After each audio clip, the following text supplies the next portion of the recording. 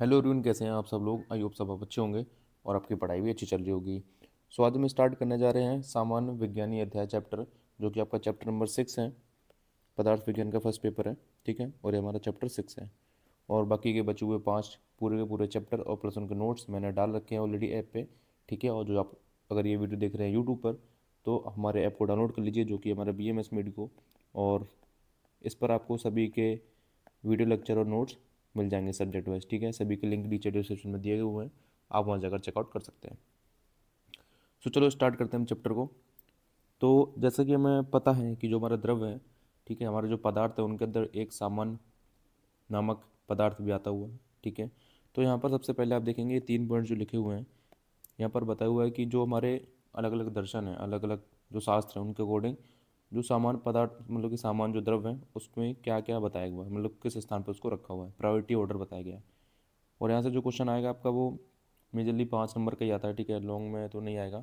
पर हाँ, जो सामान्य और विशेष, इसके बाद आपका विशेष चैप्टर है, तो उनको दोनों को एक साथ कंबाइन करके क्वेश्चन पूछा जा सकता है, ठीक है। तो वो एक क्वेश्चन आता है कॉमन दोनों में, वो मैं आपको आगे बताऊंगा।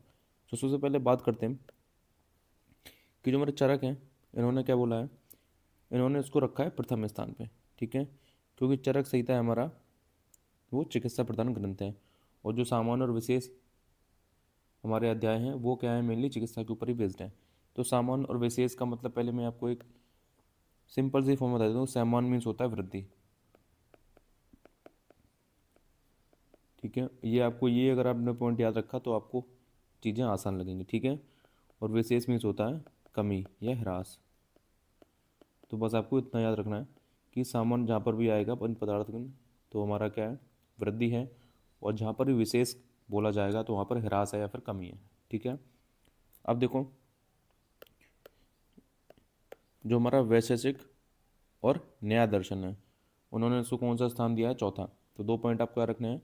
क्या चरक ने उनको पहला माना है, क्यों, क्योंकि ये चिकित्सा प्रधान ग्रंथ है। नंबर सेकंड आता है वैशेषिक और न्याय, इन्होंने रखा है चौथे स्थान पर, ठीक है। और हमारे जो बौद्ध दर्शन है, उन्होंने उसको पदार्थ के रूप में नहीं माना है, ये अभी आपको याद रखना है, ठीक है। उनके अकॉर्डिंग क्या है, ये हमारा अनुमान के अंतर्गत आता है। उनके मत से क्या होता है, ये अनुमान के अंतर्गत आता है, ऐसा बताया हुआ है। सो अब इसके बाद बात करते हैं इसके लक्षण की। तो चाहे लक्षण कह लो चाहे परिभाषा कह लो, ठीक है, मैंने आपको बताया था स्टार्टिंग में ही। तो यहाँ पर जो इसकी ये लाइन लिखी हुई है श्लोक की, ये आपको याद रखनी है, ठीक है, जो कि हमारी तर्क संग्रह के अनुसार है। जहाँ पर इसका श्लोक लिखा है, नित्यम एकत्वम अनेकानुगतम सामान्यम। अब यहाँ पर देखो 3 टर्मिनोलॉजी बताई गई हैं। पहली हमारी नित्यम, दूसरी हमारी एकत्वम, और तीसरी हमारी अनेकानुगतम, ठीक है। सो टर्मिनोलॉजी याद रखनी है आपको, श्लोक की फॉर्म में ही है। क्या बोला गया, नित्यम एकत्वम अनेकानुगतवम सामान्यम, ठीक है। सो नंबर फर्स्ट बात करते हैं कि यहाँ पर नित्य का मतलब क्या है। तो देखो बोला जा रहा है, व्यक्ति के जन्म से उसकी मृत्यु तक उसकी मनुष्यत्व जाति नित्य रहती है। तो आपको पता है कि जो भी व्यक्ति होता है, जो भी हमारे आसपास जो लोग घूम रहे हैं, वो किस में कॉमन होते हैं, मनुष्य में, मनुष्य जाति के अंदर वो आते हैं। तो चाहे वो जीवित हो, ठीक है, जीवित होने से लेकर उसके मरने तक, जब तक वो जिंदा रहता है तब तक उसकी जाति क्या रहती है, नित्य रहती है, मतलब कि मनुष्य जाति के अंदर आता है। अगर वो मर जाता है तब भी जो उसको मनुष्य ही कहेंगे, ऑब्वियस सी बात है, मनुष्य ही कहेंगे, मनुष्य मर गई, मनुष्य की मृत्यु हो गई। तो जो है उसका जो मनुष्यत्व है वो कभी नष्ट नहीं होता। इस कारण क्या होता है, उसे नित्य माना जाता है, ठीक है।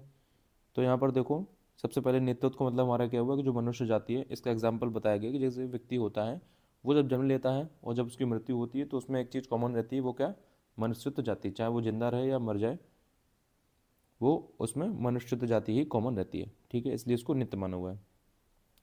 नंबर सेकंड क्या बोला गया है, एकत्वम। एकत्वम क्या बोला गया है, जो सामान्य हमारा, ठीक है, वो एक होता है, कॉमन, ठीक है। जैसे एक ग्रुप है, उसमें हमने क्या रखे हैं, 5 बच्चे रखे हैं जिनका IQ सेम है, तो क्या हुआ, उसको कॉमन है चीज़, ठीक है, कि जो इसका IQ है, यानी कि जो एक्टिविटीज़ की ब्रेन से होगी वो इसके से होंगी, क्योंकि उनका IQ कॉमन है, मतलब सामान्य है। तो क्या है कि वो ग्रुप में काउंट किया जा रहा है कि वो एक होता है। विभिन्न वर्ड, अब एग्जाम्पल के तौर पर समझिए आप, विभिन्न वर्ड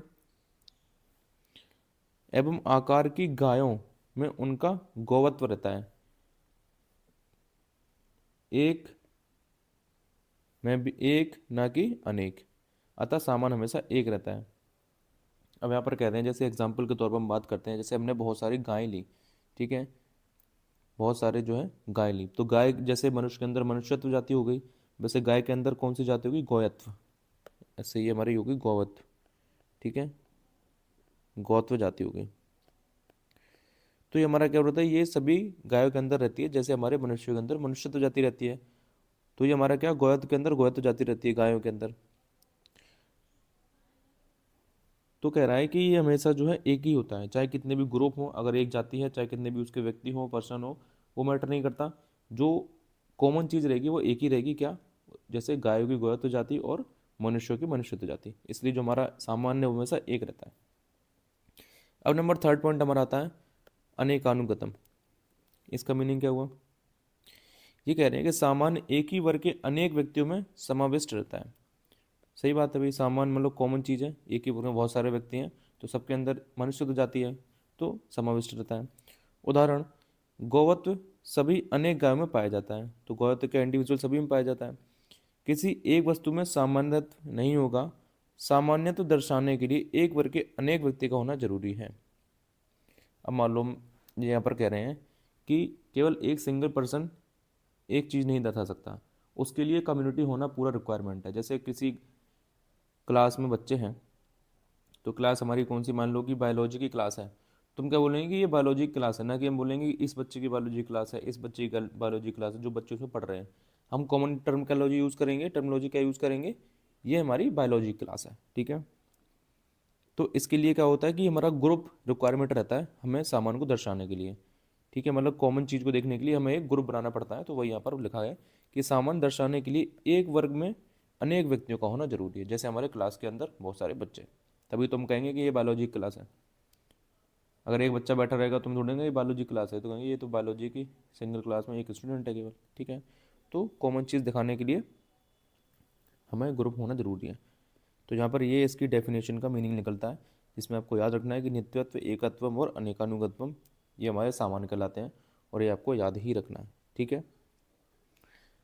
अब इसके बाद देखो